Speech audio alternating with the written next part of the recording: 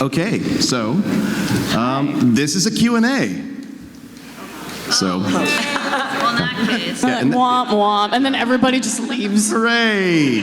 No, yeah. So it's it's shooting gallery. We're just shooting shit. Yeah. So I guess I guess we're self-mediating. Right? Sure. So right. Self-mediating. Anybody good at self-directed. mediating anything? Otherwise, we will self-mediate. Yeah. Let's just do it. All right. So I think the thing is, anybody wants to ask a question, line up behind the microphone and then ask questions. Yeah. Oh, we got one. You gotta think of them first. Questions about Borderlands or any of the other work we do. If anything, what we could do is we could introduce Ourselves. and Okay, that's probably a good idea. yeah, just in case. Yes. You go first. Oh, thank you. Queen Tyreen. Oh, God Queen, thank you. So, hi everybody. I am Elisa Melendez, and hi. Aw, everybody's so polite. All right, I'm already happy. This is good. This is gonna be a good night. Bona fides. I studied gender and music games for a really, really long time, and sometimes people call me doctor now because of that, and that's cool. I stream on Twitch on Monday nights doing Rocksmith and acoustic shows. We'll probably give you a little bit of a sample later. I don't know if you're good. I work at Gearbox as the Gearbox new media manager, producing the live streams that come out of the Gearbox studio in Dallas, Texas, as well as producing the PAX main theater shows. I am the voice of Tyreen Calypso in Borderlands 3. You heard me first as the hot mama sniper rifle, effervescent and gorgeous, in the Borderlands 2 Commander Lilith DLC. And then if you're cool, then you also hear me as the sellout in Borderlands 3, which is a great gun, so, you should totally get it. Yeah. And I'm also on a YouTube series on FilmJoy with Mikey Newman, the voice of Scooter. He has an awesome YouTube channel called FilmJoy where he does movies with Mikey, but then he also has a show called Deep Dive, and I'm on that show, and that is where we watch real bad movies for your entertainment, but the goal is we have to find the good in the movie no matter how bad it is. So that's all the stuff I do. Hi, I'm Jim Ferranda, and I used to write toy commercials. I think I said that like a million times, but if you haven't heard it already, I'm saying it again. And that's how I got into voice acting. And the first thing I ever did for Gearbox was multiplayer character A in Brothers in Arms Earned in Blood. And the first thing I ever did in Borderlands was in Zombie Island of Dr. Ned. I was I was 5 characters in that. I was Hank Reese, the loving father who wore a macaroni hat and turned into a wereskag. Oh gosh. Should I go through? I can't go through all my Borderlands voices. It'll take the whole time. Okay. Do it because I like knowing. Okay, let me see if I don't want to miss any. Okay, so Hank Reese. I was Dirk Smallwood. He was another Vault Hunter. And I was Skaggy, who hid in the Harry. Yeah. And okay, a little bit of trivia there. You notice when Skaggy talks about hiding with, or Harry talks about hiding with Skaggy in the trash can, you'll notice he gets cut off at the end. It was originally, zombies never think to look at a barrel, right? And it gets cut off because originally he said, right, Skoog? Because that was the name of his skag. But I guess the legal department said that's too close to Scoob. And anyway, so Jethro Shed. Oh, my Steve is dead. That guy. And the glitched Jacob's vending machine that only worked once and never got patched. Yeah. So, they actually fixed that in the Game of the Year edition on the remaster. They did. They fixed it in the Oh my gosh! Then everybody's gonna go. Why does this Jacob's vending machine sound like the Doll Corporation?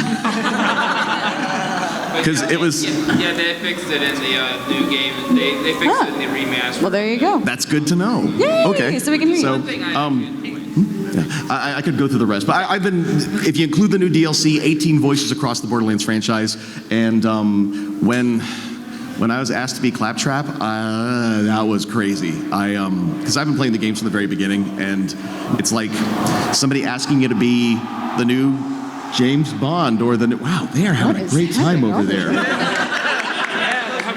We should all go over there and find out what they're doing. No, but yeah, so, oh gosh, I was in almost so many Gearbox games. Battleborn, I think, the work that I did in Battleborn, I don't think, if it wasn't for that, I wouldn't have been entrusted with, our big yellow baby. So, but I'm so happy to be here, and it's been great, and I guess we're ready to take your questions. All right. We might even answer them. Okay, so this question is specifically for you, Elisa. This was a question I was going to ask you at your first panel. I missed out because my car broke down. Oh, that sucks. no. I'm happy you're here. So what advice would you give for a college student who's trying to be a content creator / voice actor? Whoa. Isn't there a panel for that tomorrow? That's the voice actor workshop, but I will be asking that to Ellen McLean. Let's see. So you are currently, what is like your dream? Like what do you want to be when you grow up, like legit? Legit, an actor and voice actor. Cool, all right. I think from the voice acting stuff, I think you could probably give a little bit of advice, but generally in terms of like content creation at least, if you are waiting to have the perfect setup, or like I can't do this until I have these lights, or like all I have is a Logitech webcam, and I really want to get a better camera and all that stuff. No, don't wait. Just start doing the thing. Whatever it is you want to do, just start doing it, and don't wait until you have the perfect XYZ. The sooner you start, the sooner you're going to get better, the more you keep doing it. And then that is how you get better and build an audience. Definitely find time, schedule in time to be able to do whatever content creation it is. I know trying to balance school and doing things is hard, I know. But try to carve out time to be creative and do that. And even if it's something as simple as like, I'm just gonna like edit my thumbnail for like 5 minutes or something, you'll find that even if you're not inspired to do something, if you just say, I'm just gonna open this file today, then you'll find that sometimes when you start doing something, you kind of find yourself like, oh, it's 3 hours later and I actually just like worked on like a whole thing. This is awesome. So I guess all of that wrapped in a package is just do. Don't wait, do it a lot.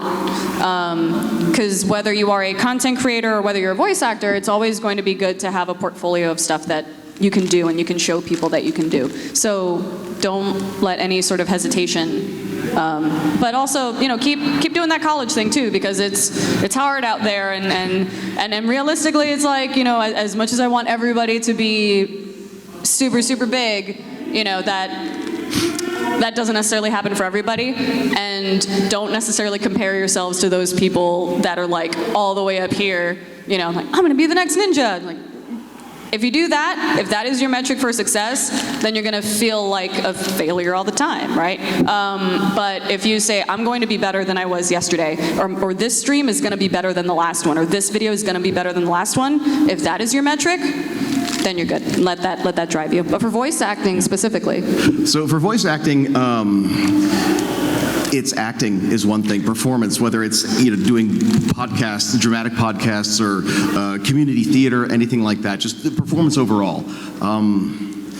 And auditioning, whether it's on something like the Casting Call Club, where I know some colleagues basically started doing independent visual novels and abridged stuff, and they end up becoming voice actors. Or again, within content creation, ProZD was king of Vines, and then became a voice actor and Flack. Yeah.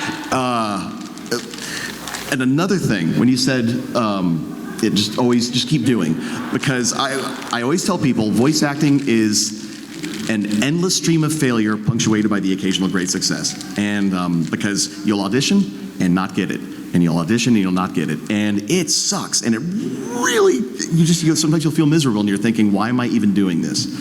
But one day you'll get a small part. You might get multiplayer character A and just do death noises. And I can't go up there, Sarge. And oh look, I'm in a game and somebody might hear me. But 16 years later or something like that, you might be in something even bigger. And even like voice acting wise, if somebody calls you in to be, multiplayer character A, you do that because you're working. If somebody calls me in to be, kid in background of class screaming about his homework, I'll do that because that's working. And again, about studying something to fall back on, it's always good because, boy, howdy, acting is, it's not profitable that much, for a very long period of time until you can finally just like get into a good groove with it. I mean, I still do freelance advertising writing just because, sometimes acting doesn't pay all the bills. So, yeah, let's just say that the reason I have a PhD is because that was a very elaborate and extremely expensive backup plan for if I didn't become a rock star. So, there's that. I mean, that's why I'm getting a communication degree, so. Perfect. A communication degree is great because you could go in so many directions with it. So many. Yeah, times. Thank you.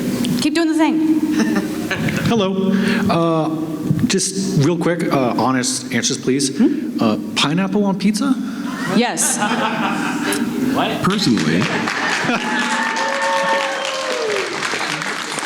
I don't enjoy pineapple on pizza. However, You are correct. everyone is free to choose the type of pizza Here's that the they thing. eat. Also correct. Don't yuck anybody's yum. The cool thing about pineapple on pizza is you get that really nice little hit of sweet. What I do is sometimes I order pizza with pineapple and garlic, so it's like extra savory, and then it's punctuated by that little bit of sweet and citrus. It's fantastic. And also, pineapple, vitamin C, garlic, really, really good for colds. So usually a pineapple and garlic pizza is something that I order if I feel a cold coming on, and I just champ it. So pineapple on pizza, yeah. Oh, I know something that's debated at Gearbox is oatmeal raisin or oatmeal chocolate chip. Oatmeal raisin. So, yeah, I've never had an oatmeal chocolate chip cookie. I love oatmeal raisin. I love chocolate chip. There's nothing worse than grabbing a chocolate chip cookie, thinking it's just a chocolate chip cookie. yeah. It's the deception I of think it the that I'm entire not. writing staff, I think the entire narrative team absolutely hates oatmeal raisin. Really? Yeah. I'll have to have a talk with them when I get back. Thank you very much. Anywho, thank you. Hello. Is that pineapple's name Trent? Just asking. Speaking of hot pineapple action. Oh, thank you. It was a gift from my grandmother. Excellent taste. My question is regarding the Borderlands series. How much opportunity did you guys have for making your own lines in the games? Plenty, actually. More than I expected. Mostly, and some of it is lines and some of it is delivery that we get to play around with. There sometimes, and I think it's also maybe a special case for me in the sense that I'm the new media manager at Gearbox and I'm a streamer and, I do that stuff. So then when we were working on Tyreen, it's like, oh, can you help us like find some cool terms, that we can sort of, flavor it up and like make it feel more authentic. And so, I would do that, I'd kind of be like, oh yeah, sometimes, if people lose a bunch of followers, and that could be like, oh, like hemorrhaging followers, and then that could be like a cool thing, or, subtrain is a thing, people do donations, like donation drives and stuff like that. And so sometimes when it would come time for things like the battle grid for the final boss battle, spoilers, I'm the final boss battle. They would give me the Excel spreadsheet, and they'd be like, here are some lines, if you want, you can either like change a couple of them or you can just like write in some other ones, and then, they just gave me the Excel sheet full of stuff, and they're like, if there's one that you want to tweak, cool. If you want to like add a couple underneath, cool. And they let me do that, which is kind of baller of them, and they super did not need to do that at all. So it's interesting, in Claptrap's case, I didn't really get to go off script as much. However, with the performance, they just let me kind of go nuts with it. In the previous game, Battleborn, because it was kind of being written at the same time we were recording it, I think every actor contributed, oh good lord, so much dialogue. But in the case of like Borderlands, when I sing Some Guns Have an Alternate Shooting Mode, the line was, I can dance and sing. And it didn't say sing it just seemed to be the right thing at the time. Has everybody found the dead Claptrap in Athenas, the one with the poetry module? About, yeah. What a freaking nerd! And I was just getting so hyped up on that one line. At the very end, there was no ha at the end. It was just what a freaking nerd! Ha! And because I didn't know how to end it because I went up so high, and then it was just a lot of caffeine helps with Claptrap. Yeah, and to that end, there was never, any time that you sort of hear me affect like a little bit of like a Miami accent on something, that was a choice I made because the direction was, the way you're saying this, oh you, that's what you sound like, and I'm like, okay, well then instantly the thing that popped in my head is like, oh wow, yeah, this is what you sound like. How did you phase lock like the entire moon? But wow. So like. Because I lived in Miami for 17 years and that I just absorbed that. And when I did that during a table read, I think Randy Varnell, the leader of the story group, like he almost fell out of his chair laughing. I'm like, yep, sorry, you laughed. I'm gonna keep going with that as long as you'll let me. And even just like a little bit of like ad libs here and there. I did not know how to end like sort of like dismount, like stick the dismount on a line where it was like I think like and you'll keep playing with, well, whatever it is you got going on down there. You keep doing you. Ha! And that ha came out randomly, and they laughed, and it made it in. So, I think probably my best ad lib in Borderlands 3 was the entire stealth song.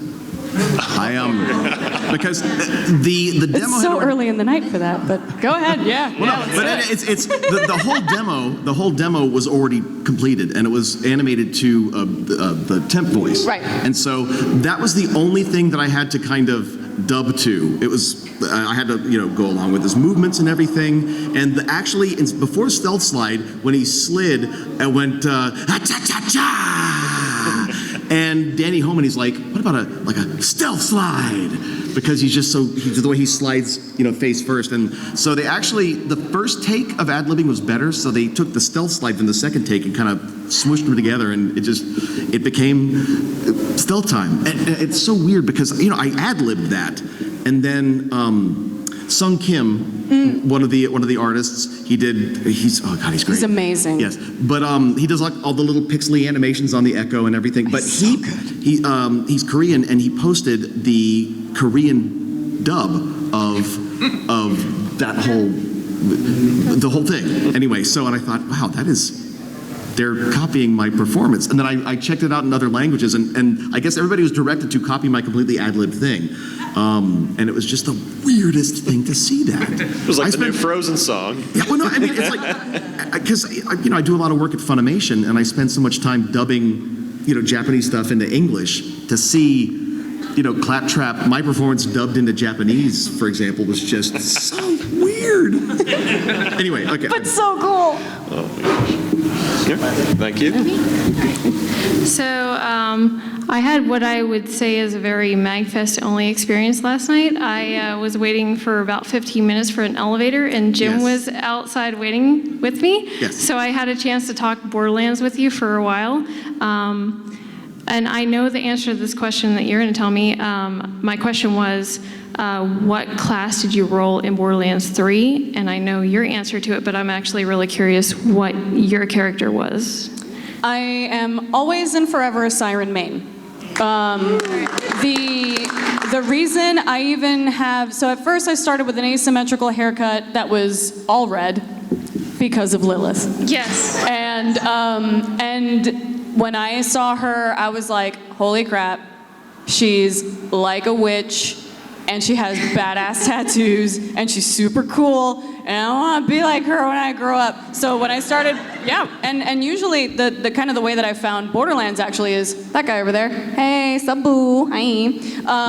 We were in our first year of living together, and he was playing Counter-Strike, and I was playing World of Warcraft, and our backs were to each other in the same room, and I was like, I don't know, man, this doesn't feel like the way a married couple should interact. We should find a game to play together. And so he's like, well, I like first-person shooters. And I'm like, well, I like fantasy, loot, story, narrative stuff. I kind of want to feel cool and powerful like a mage.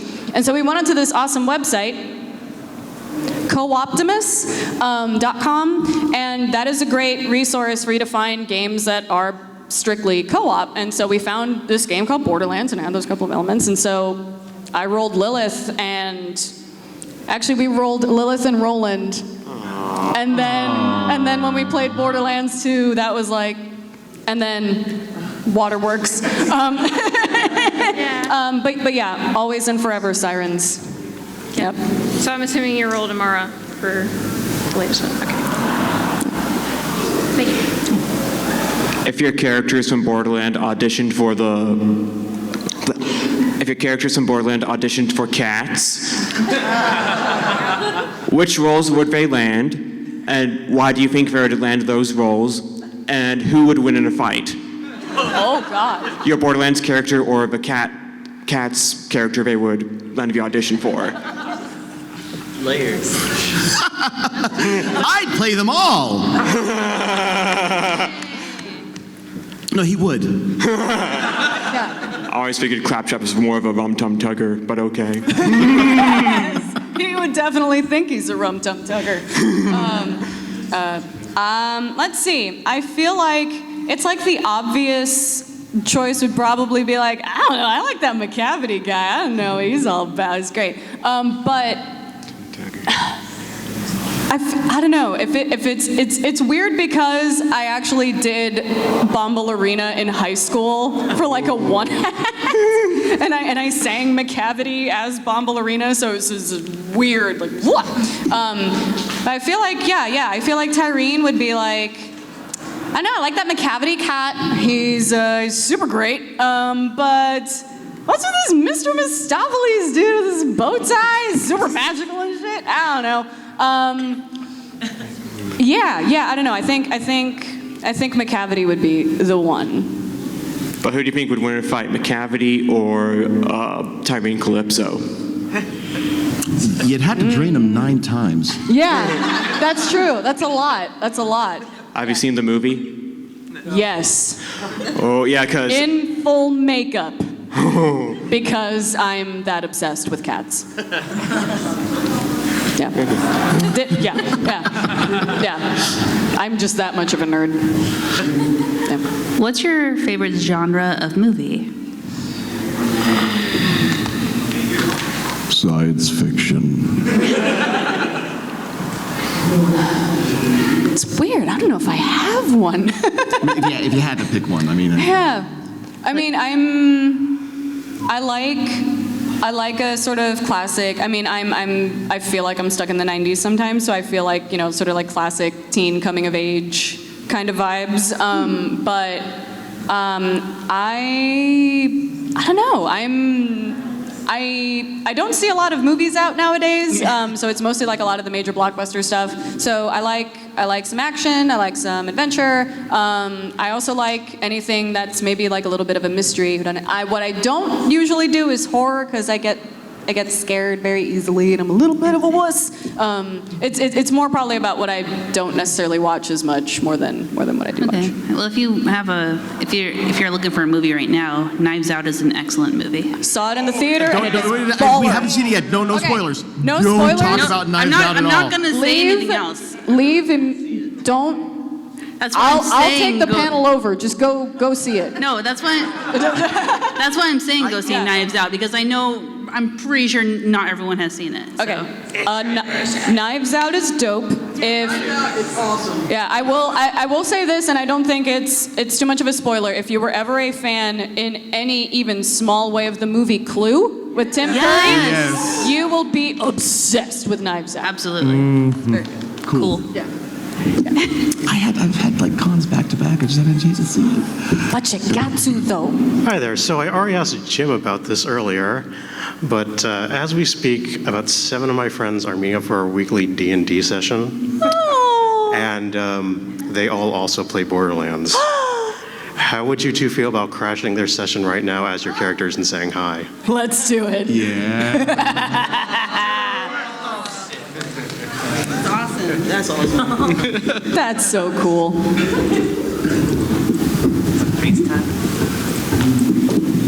How funny would it be if nobody picked up though? You're interrupting us in the middle of this Guys, can you hear me? We just rolled for initiative. Hey, are you all playing bunkers and badasses right now? Hey, you gotta make sure you don't split the party, or do! Who knows? Whatever, it's your guess. I don't care. Maybe die, maybe steal the loot. Hey, y'all got a sweet bard? I'm rolling for stealth.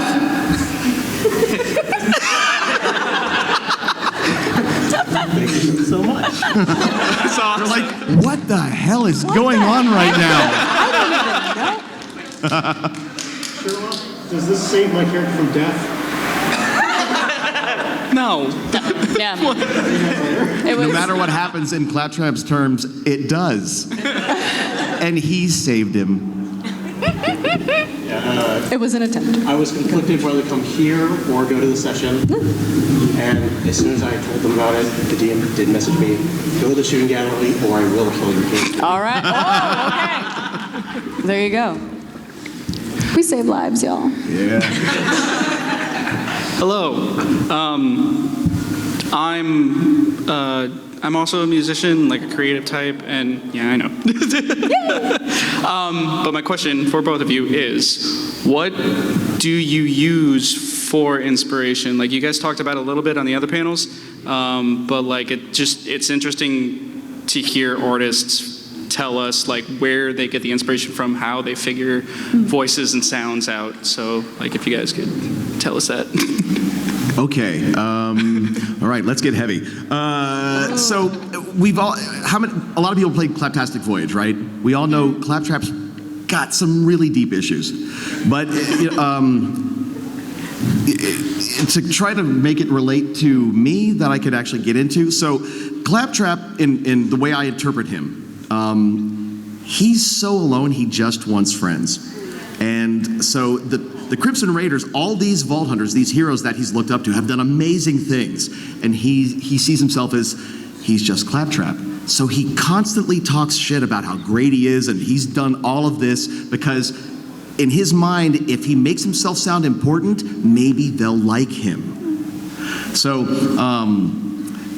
there's one part in the opening of Borderlands 3 where Lilith says to the player, we know Claptrap can be a little Claptrap, but still, he's one of us. And for me, that's kind of the saddest thing because I don't think he knows that. Yeah. That even as annoying as he is, they still consider him as part of the group. And when I started voice acting, I'd go into, say, Funimation for a tiny little like walk-on part or something, a little bit. And then there's these other actors that have done this for years, and they're talking about, well, we did a Shakespeare in the Bar the other week, and oh yeah, I did this. And they're all talking about these really cool things, and I'm thinking there, I'm like, I wrote a Transformers commercial. It's like I didn't do anything anywhere near as cool. And there's Claptrap is almost, to me, he's imposter syndrome personified. Yep. Yeah. And so he does his best to make friends, and he's just so socially awkward, and he's a good boy down inside. He just doesn't know how to. He's not really good at talking to people. And so, I take my own kind of imposter syndrome, which I still get all the freaking time, and I kind of put that into him. And it's kind of like, how would I kind of just go nuts, and just get all of that out, that stress. And that's why he's just hyped up all the time. So that's some inspiration I took from that. Yeah. For Tyreen, like some of the direction, some of the folks that they gave me as inspiration were, I think, Liza Koshy, Supergirl, I think Superwoman on YouTube. But then generally just sort of like look at, just try to find like a bunch of YouTubers, a bunch of streamers, and get inspiration. And it's interesting because I sort of live in the space. I used to do work for Gearbox as part of being a new media manager as, like working with content creators. And so I kind of had to live on Twitch and YouTube. And sometimes, sometimes the corners of YouTube that I would go to weren't like, the classic, like Markiplier, Jacksepticeye's. I live on beauty community YouTube also. So then every once in a while I would try to, kind of marry some of that together, but then also I am a singer and a songwriter, and I have a band called Crimson, and I always feel like I I don't know. I write music for a specific woman to sing that is me, but way cooler. And then I just try to pretend that I am that person on stage. And Tyreen is basically her. So I sort of like joke that, Tyreen is me, louder, mean, and then, like the person that I sometimes am when I'm on stage as, playing in Crimson. And one of the things that sort of segues into that is music is obviously a very, very important part of my life. So I would make, and I have playlists for like every possible situation I could be in. Like I am driving into work. I am driving from work. I am walking from my car to my desk, and I have like specific like walk-up music to like hype me up or whatever. And so I made a playlist for Tyreen. And basically like I would put my headphones in and listen to those songs like on the way down to the booth, taking those stairs downstairs just to try and get in that mood. One of those songs that I think hit pretty hard a little bit, not hit pretty hard, but that constantly came up was Prima Donna by Marina and the Diamonds. And I mean, I have the whole playlist on Spotify. You could hit me up later for it. But yeah, it for some reason, just being able to kind of internalize some of those lyrics and pretend it's Tyreen singing them or saying them, that usually kind of got me hyped up. And because I'm not her, I'm not the person that I am on stage, I'm just, I'm just trying to be nice and I want everybody to have a good time. And then I gotta be this stone cold bitch. You know what I mean? So, so I had to like, internalize some of that, puff up my chest. I would even like, if I knew I was going into a session, I would do my makeup like I was about to go on stage. I would wear clothes like I was about to go on stage. And that just helped me get in it and really, really feel it. So, yeah. Hey guys, so first I just want to make a comment. If you haven't tried pineapple on pizza with bacon and barbecue sauce, hell yeah. 100%. Yes, 100%. Go for that. Favorite pizza. I mean, I can only have it after I have my allergy shot or else it'll kill me because I'm allergic to garlic. Oh, no. But yeah, definitely try that. Definitely don't eat anything that'll cause you to die. Yes, that's why I got the EpiPens. No, yeah. So my question is basically, for a person that has a background that is not in communication, mine is history. And I want to get into game design and making stuff with history, and I want to do some of the voices for my games. As someone that has no experience with that whatsoever, what is your advice for that? Oh gosh. Because I mean, like I can go deep. Like I actually troll people when I order stuff and I go really deep and they think I'm a dude. So I'm like, yes, when? So I can have range, but I'm just wondering if that's something with someone that has no experience with that, if that is possible. Well, if this might give you some inspiration. I remember seeing a documentary on The Incredibles, and the woman that plays Violet, the teenage daughter, the producers heard her on, I think, an episode of like Radiolab talking about the history of Abraham Lincoln or something like that. It was on some radio show, and I thought that is the coolest thing ever, because they liked the tone and sound of her voice, and they said they brought her in and she read for it, and they said, "You're perfect." Golly, game design and with history. I mean, yeah, golly. That's just dope. Let's all go play Civilization right now. But I like playing Dynasty Warriors and Samurai Warriors because I'm weird. But no. The Musa games are great. No, Musa games are great. I'm right there with you on those. Oh my God. Dynasty Warriors is my favorite time period in China. Yeah. So, yeah. But that's kind of like why I'm thinking, there's so many characters or something like that. How do you, as like a person that's probably going to be doing it solo, how do you do voices like that with different voices and it's just you? I mean, kind of like, maybe kind of just absorb different kinds of content and kind of record yourself, maybe even just practicing doing those and honing cool voices that you hear from movies, music. To coming up with just specific character voices, or yeah, it would be I would have to do someone from, I don't know, California, and then someone from New York. Oh, or the dialect thing. So one fun thing, if you just want to experiment, there's a great website called the International Dialects of English Archive. Okay. It was put together by a linguist, I think, originally before the internet in the 70s, just recording people saying the same piece of literature over and over again. And you can listen to different accents and dialects from around the world, regional accents, different parts of the same country. Just, you know, how people in the United States in the South sound different. Like Texas Southern is different than Kentucky Southern, that type of thing. Oh gosh. You know, in Dallas, I teach a class with Wendy Powell, the voice of Envy, and the voice of all the hags, the new enemy type. And but the one thing I do is I teach on basically pulling character voices out of the air, because you get an audition side, Battleborn. Sometimes the characters they didn't have the images yet. It was just, here's a 2-sentence description of who they are, and so you think. In the case of Isaac, we knew that he was a computer and he was a tactics analysis thing, that when the war started, they said, you know what, we're going to actually give this computer a robot body and just let it fight wars. So it could have gone anywhere. You know, one of the ideas was maybe he's tactics and analysis, maybe he's kind of like this, very educated. He was a robot. So then I decided to do one like this. That sounded like sort of a speech synthesis program. You look at what the character is described as and just start thinking where you could go with it.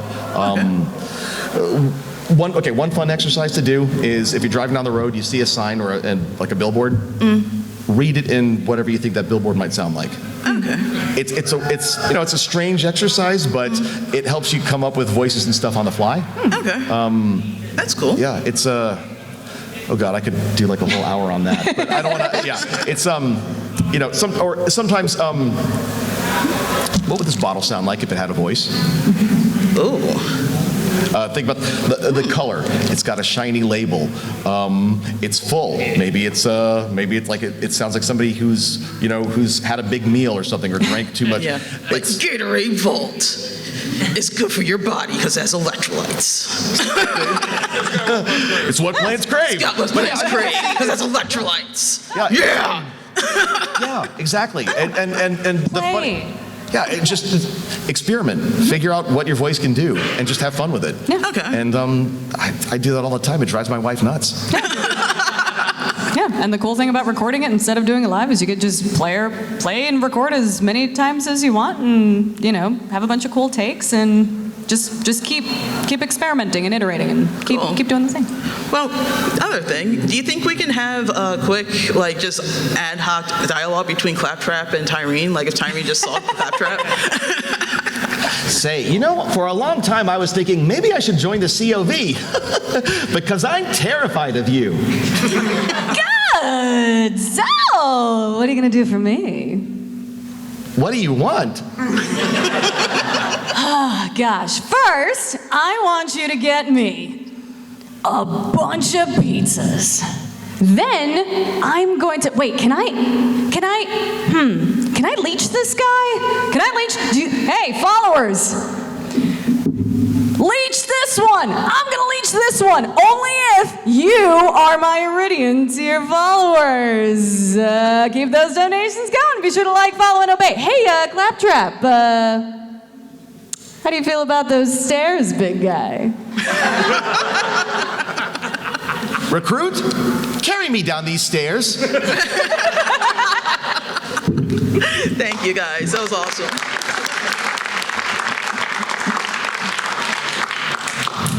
High five or nah? Hell yeah. That was awesome. Oh, yeah. That was good. That was good. I felt that. I felt that in my heart space. Hi, guys. Came in a little late, so I apologize if someone already asked this. I do have a backup. You've done a lot of voice acting, which I didn't realize until before that you did Janemba back in the day. Well, yes, I do. Oh, he wouldn't say that. I'm sorry. Janemba. So that was really cool. And then you've done, I think, one other thing as like a side. like voice acting, correct? It's like the 3 voice acting things I've done have been Borderlands. My first acting role was when I was like 8 years old. My mom worked at an advertising agency, and there was a PSA for child neglect I know. This is getting dark with Claptrap and Tyreen. All right. And then it was the voice of a pull-string doll, and I was like 7 or 8. And it was in Puerto Rico, and it was for the newspaper El Nuevo Dia, and it was this big thing, and it was basically like a kid holding this pull-string doll, alone in their room, and you'd pull the string, and the doll would go, "Te quiero, which is "I love you" in Spanish, and and then the voiceover was, "Don't let that be the only way your kids hear that," or whatever, and I was, Okay. So other than that, I guess meeting at the halfway point for compared Borderlands to everything you've done before, and Borderlands being your biggest thing, like how is Borderlands different, and how is Borderlands like as your first? Oh my gosh. Okay, so this is kind of weird because I've been in every Borderlands game.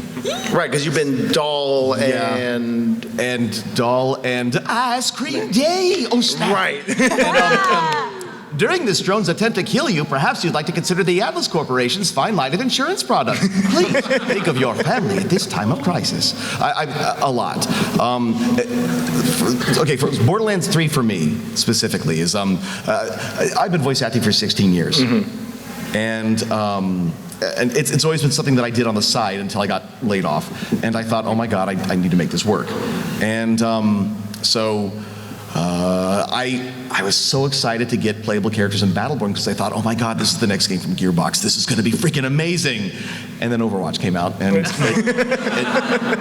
the thing is, Battleborn was such a good game, and it just got pummeled. Great game. It's one of the few games I platinumed on my PS4 along with Borderlands 3. And so I was so excited for that. I worked on it for 2.5 years, and then it's just like, yeah, this is that brass ring, and oh no, this is actually made out of gold tinfoil. But I mean, I'm very proud of the work because I worked with Gearbox, I made friends with everybody there, and if it had not been for that, again, they never would have trusted me, I think, with Claptrap. True. And because I played through all the Borderlands games, and Claptrap is an icon. Exactly. I mean, he's up there. I would dare say he's up there with characters like Master Chief and Mario and Sonic, and he's and GLaDOS. Anyway, but to be. But then to be basically one day asked, "Can you do this?" And I was just. What?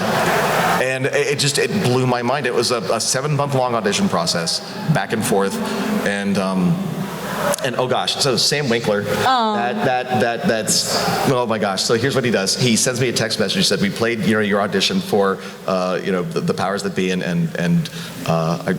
we did that today." That's the text I got.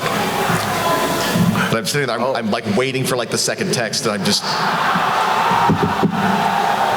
Sam?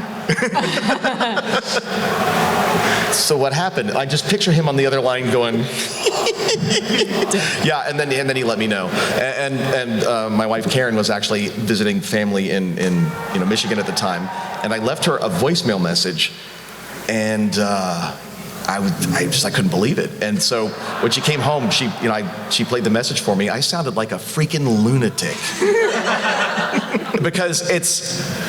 A lot of people have asked me this. They've heard me say it a million times. It's like somebody asking you to be the next Batman. Right. It's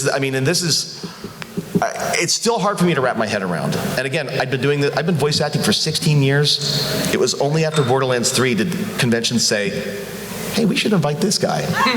And people always say when you're acting and you're hoping maybe this will be my big break. I honestly think this is probably the biggest break I've had for anything, and I want to take care of it, and I don't want to do anything wrong with it. It's just, and I'm so thankful for it. It's just, oh my God. You did a good job filling it in. You did a good job taking over. So. Thank you so much. Of course.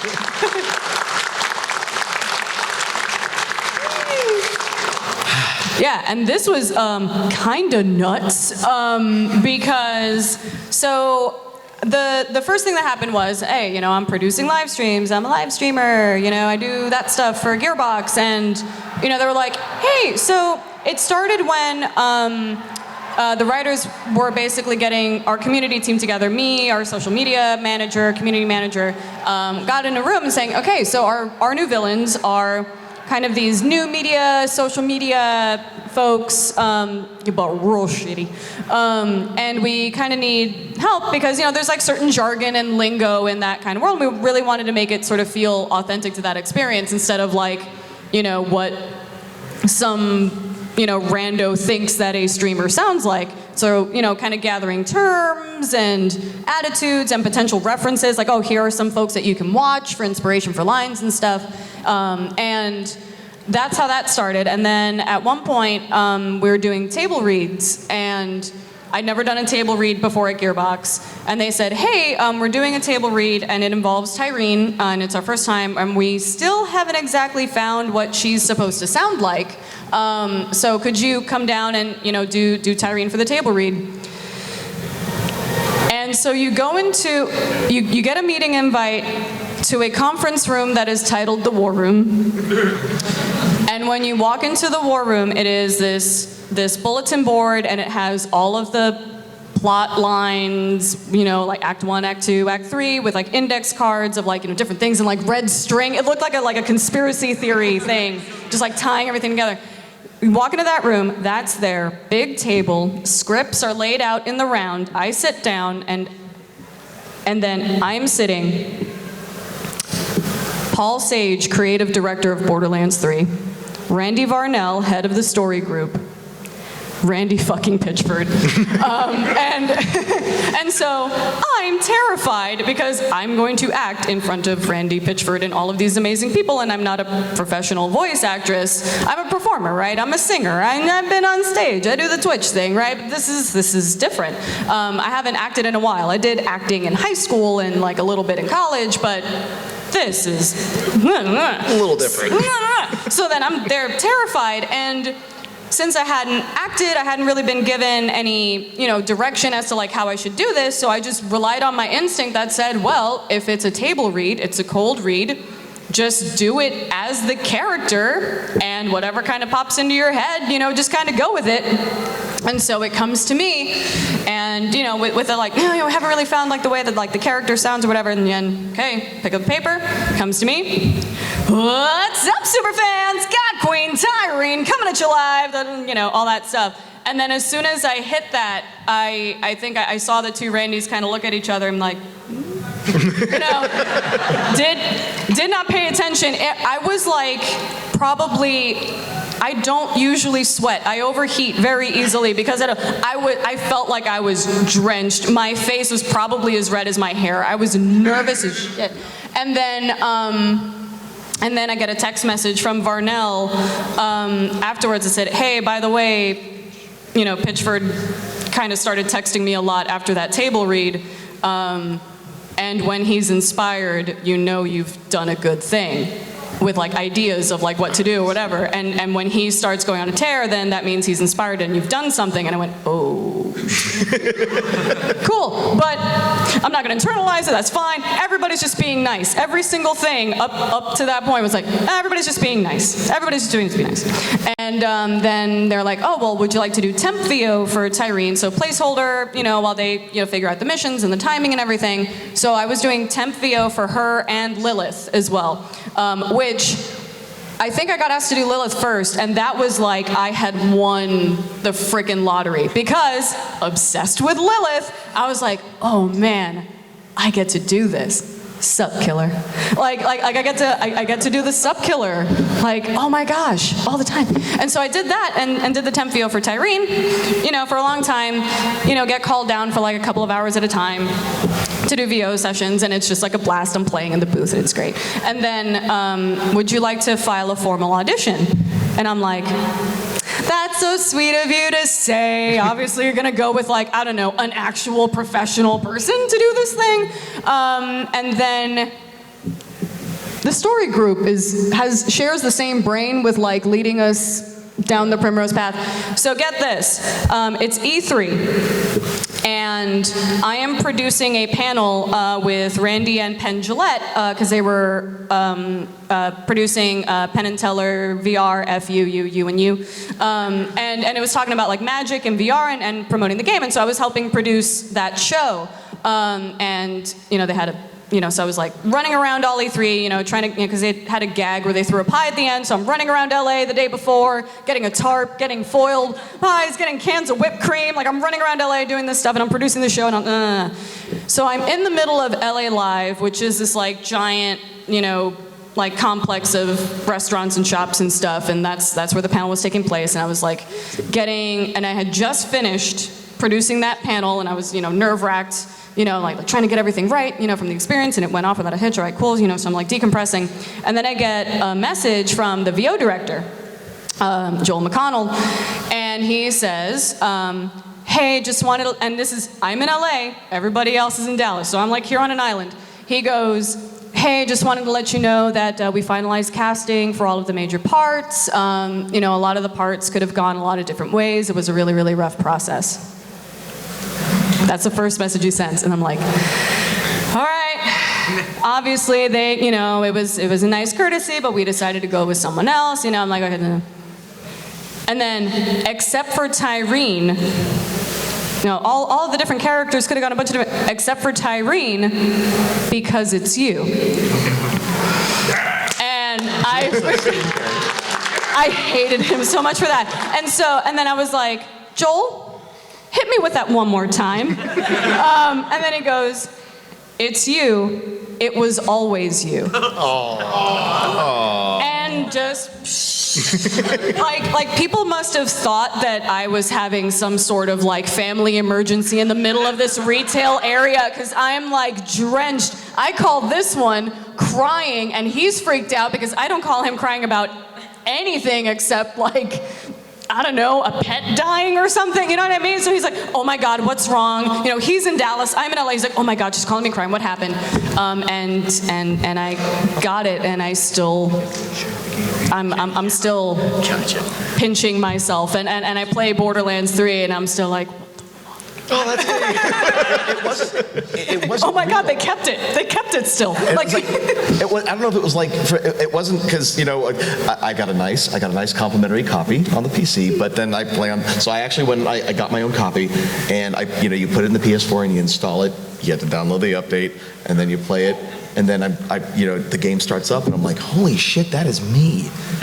I'd heard it in demos and stuff, but until you're playing it at home in your own freaking system, it blows your mind. But okay, I just remember the first day I went in to record for Borderlands 3, and because you went down the hallway, and then you mentioned that you're like, oh, I'm Tyreen, and it was just like.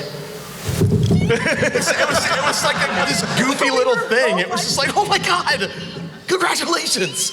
Oh gosh, it was. Well, y'all did great. Thank you, guys. Thank you very much. Appreciate you.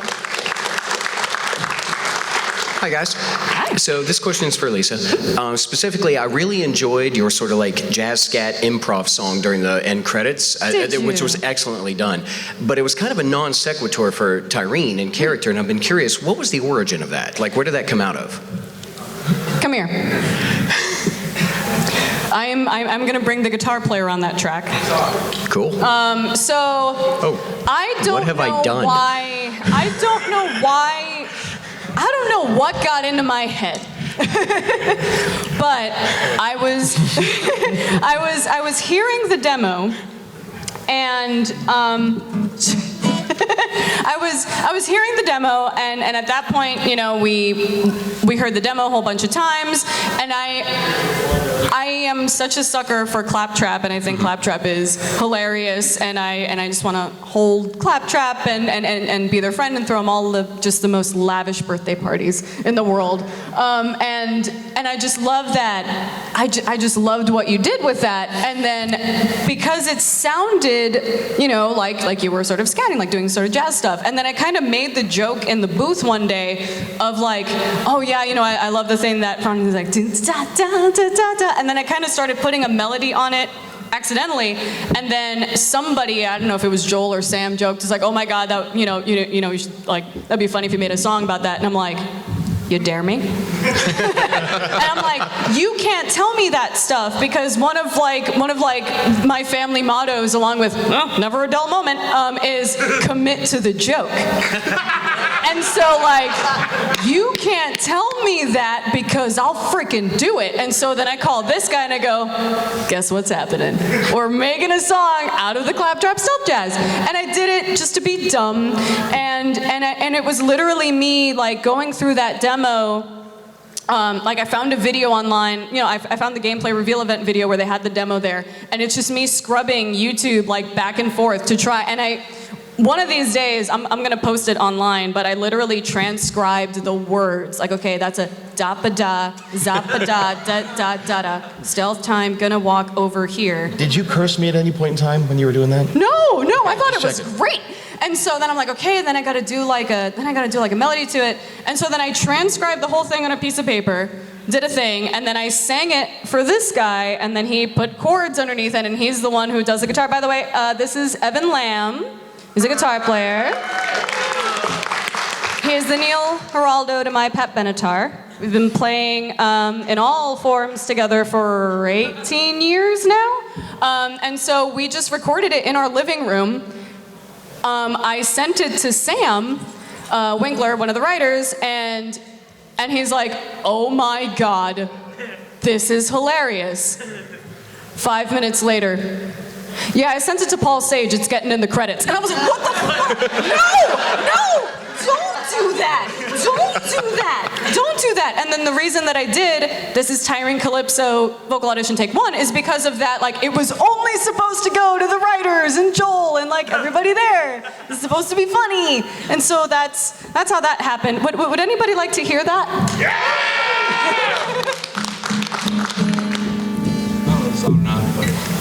It's stealth time! This is Tyreen Calypso, vocal audition, take 1. It's stealth time! Do do da da da zap da da da do do da stealth time. Gonna walk over here, and I'm gonna come over here super duper quiet. Do do da sappa ga gow. Tiptoeing over here, gonna spin around. I'm so ooh ah ee ow, so quiet, so super duper quiet. Oh, that's a bit too loud. Sappa goo doo da dee down, ba doo doo doo stealth time.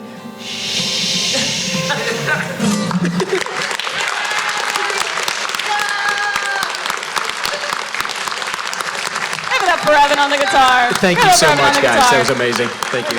Incidentally, if anybody's wondering, I have never met these people. This is not scripted. I don't know what the hell just happened, and my God, it was awesome.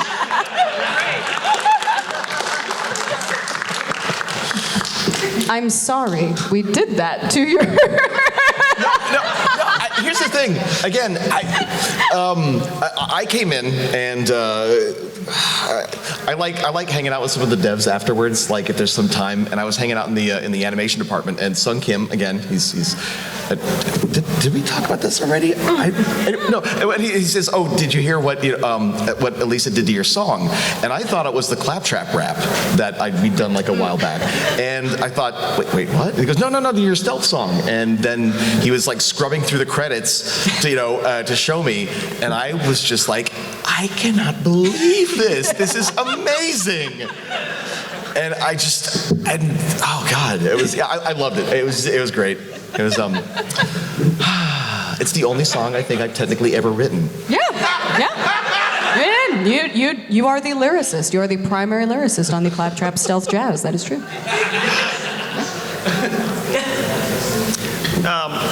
So as fans of the series, now that you've voice acted in 3 and you kind of know the story beats, at least for your characters, I don't know how the recording process goes, did that affect the way that you experience the story, like knowing what's coming up? But Ed, my brother and I are still playing through it, so if you could avoid spoilers. All right, you got it. It did a bit. It affected the way that I played in the sense that it's like I'm playing as a fan, oh my god, this game is awesome, and then all of a sudden she, her echo pops up, and then it's my voice, and I go, oh shit! It's weird. In terms of experiencing the story, I knew, the cool thing is that I knew some of it, and I knew like a lot of the major beats, but I didn't know a lot of the stuff that happened in between to make those things happen. And so a lot of times, and then like a lot of the side missions were really, really fresh for me. And so there was still some sense of like wonder and surprise for a lot of the game, which was nice. The cool thing is that we have a setup where we have 2 TVs and 2 Xboxes side by side because the couple that plays together stays together. And so he tried to stay as unspoiled as he possibly could living with me. And so I had my experience playing the game, and my experience was more because I work in the building, like appreciating the story, but then also like all of the hard work that everybody did. And then I got to experience the story fresh through his eyes too. So it was kind of a cool double experience. So again, we only record. I got the basic story outline as to what was going to happen, all the major spoiler story beats. So as for the side missions and stuff, I kind of I see a rabbit upside down. I basically tried to stay away from actually the game itself. I didn't look at any skill trees. I didn't know how anybody was going to be built. I didn't see anything about the actual gameplay because I wanted that to at least be something new, and because I love exploring builds and stuff as I go along. I don't like looking at other people's builds and like I'm gonna go specifically for this streamer's build. I like figuring out how things work on their own, and so that's why I knew everything that happened around Claptrap, but I tried to keep it as special as I could and as surprising as I could. And again, I knew all of the major story beats, but yeah. Yeah, and I think that is our probably last question of the night, because they just told us to wrap it up. They even held up a really nicely, almost laminated sign for that and everything. So, I don't know, we could hang out in the lobby. Yeah, if anybody has any questions or anything like that afterward, hang out out there. We'll just kind of hang out there for a bit, and then hang out. Yeah, but thank you so much. Yes, thank you all for coming, and yeah. And tomorrow we will be signing autographs from 10 to noon at the autograph session too. So if you can't hang out here, maybe we'll see you tomorrow morning. Yeah. Thank you.